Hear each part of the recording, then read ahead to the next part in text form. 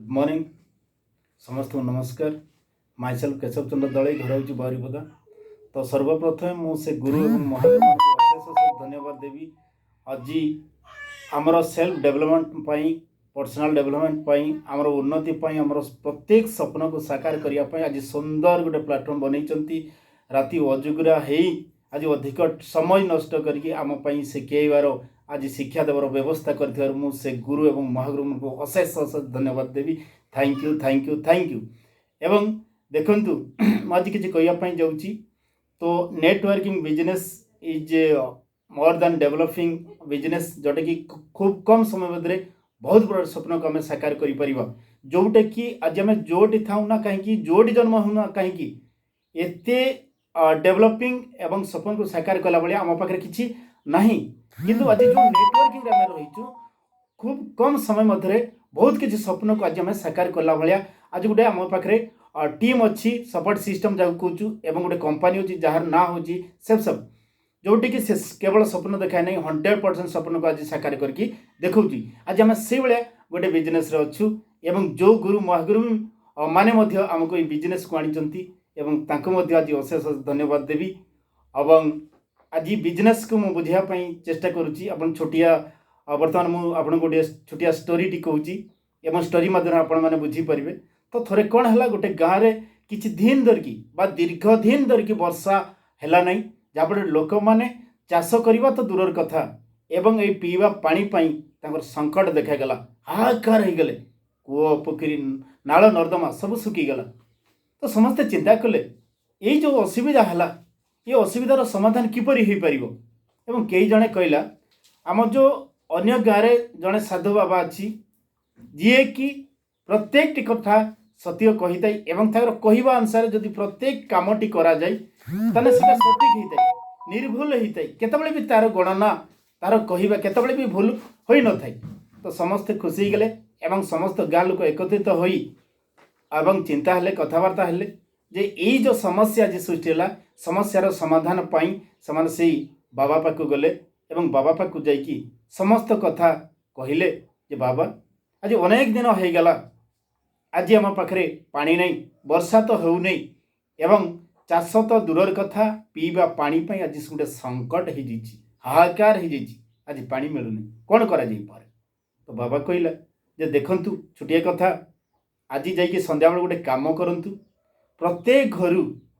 किछि किछि क्षीर नहीं आसतु संग्रह करंतु प्रत्येक घर गोटे भी घर छाड़बे आपन गाँव में जी भी घर अच्छी सबू घर जाइए क्षीर संग्रह करेंगे जो क्षीर संग्रह हो जाऊँगी कौन करेंगे जो गाँ मंडे थी शिव मंदिर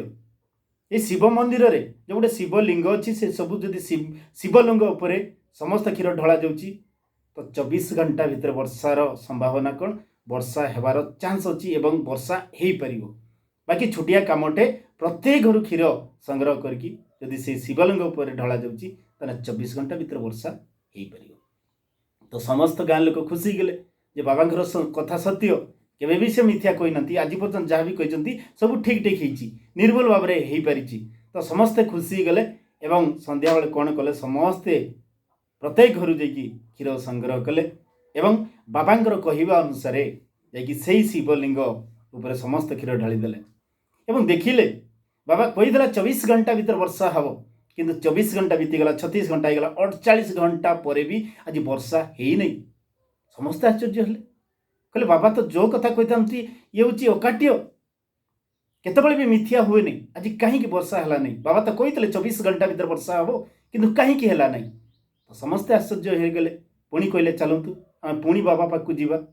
कहीं ना कहीं आम कौटी भूल रही जाइए आम पचारा जे 24 घंटा भीतर वर्षा हवा कथा आज कहीं वर्षा हो पारा ना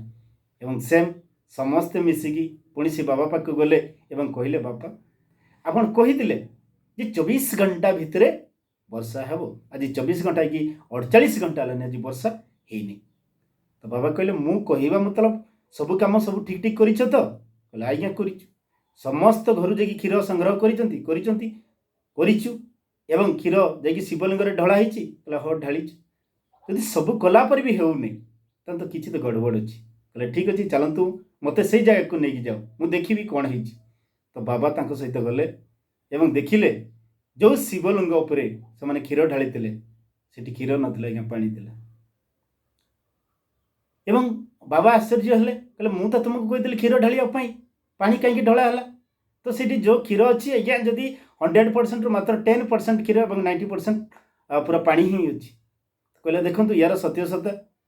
आप आज भूल कर दी मु जो आकार कही तुम मानक से आकार तुम्हें करनी तो ये तो बहुत बड़ पाप हम तेणु कहीं ना कहीं तुम्हें भूल कर तो से जड़े व्यक्ति कहला जे मु चिंता कली समस्त तो घर क्षीर आनले अंधारे कई देखिपारूना तेणु मुझे पानी नोटे ढाली दिए से पानी नोटे ढालीदेला एवं सेम जिनस आउ भी जी सब मंगीगले जाइए मुझे पानी ढाली मुझे पानी ढाली मुझे पानी ढाली तो कौन है सी मात्र 10% क्षीर और 90% लोक आज से पानी ढाली कहीं अंधारे कहीं देखा जाऊनी तो यार कहवा मतलब मोर आज बिजनेस से आज ऑफलाइन माने जो सीनियर अच्छा जहाँ आज गॉड फादर बोली कहूँ से आमको गोटे भल रास्ता देखा कहते पर डे रे प्लान जाओ प्लान जीवार अच्छे ट्रेनिंग करो LMT करो एवं रिपोर्टिंग करो आज हम से जिन करूनु तो सेम जिन बाबा जो आकार कही जब समस्त क्षीर ढाली था वर्षा होता आज क्षीर जगह पानी ढला जहाँपर वर्षा है ना आज ऑफलाइन कहूँ फील्ड को बाहर आम फील्ड बाहरने इनकम हो पार आम सब प्रकार स्वप्न को आम साकार कर तो कहीं ना कहीं भूल रही जाऊँगी जदि सिस्टम जगार अच्छी जदि आम सिस्टम को फॉलो करुचु तो ऑटोमेटिक सब कथा चेंज हो पार तेणु सर्वदा मुझे कही इफ यू चेंज योरसेल्फली everything will be change automatically यार कहबार तात्पर्य कौन जदि आमे निजको निजे परिवर्तन कर दूचु आमर प्रत्येक टी कथा ऑटोमेटिक परिवर्तन हो सर्वशेष आमको विश्वास लगे ना फॉर एग्जांपल मु आपण पाखे अच्छी जोटि मुझे गोटे साइकेल लोक थी ये मात्र 2 वर्ष 2.5 वर्ष बिजनेस पर गोटे 4 व्हीलर बर्तमान बुली पार्टी बर्तमान मुझे ड्राइविंग करके जाऊँगी ना मत विश्वास लगुनि कहीं से औकात सामर्थ्य मोर नाला तो सीनियर माने ऑफलाइन माने जहाँ कही से कथा को से सिस्टम को मुझे फॉलो करके चलती निज को परिवर्तन कली एवं मोर प्रत्येक कथाटी आज परिवर्तन हो पारी तेणु ये छुटिया मेसेज नुह बहुत बड़ मेसेज जदि आम निज को परिवर्तन कर प्रत्येक कथा ऑटोमेटिकली परिवर्तन हो सर्वशेष खाली निज को विश्वास लगे ना तेणु ध्यान देवे एवं या शुणिकी आपण मैंने कम लगे मुझे तो कहि आपण मानकर भी सब प्रकार सपन को साकार करें। थैंक यू धन्यवाद।